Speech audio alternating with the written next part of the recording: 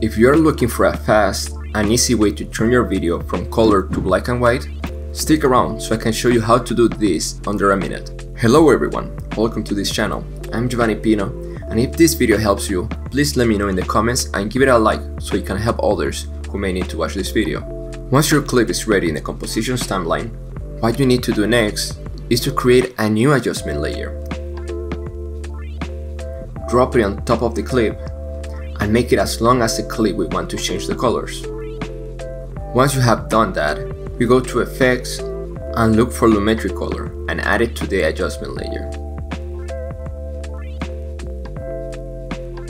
From there we go to Effects Control, Basic Correction, down to Saturation, and we drag that down to 0.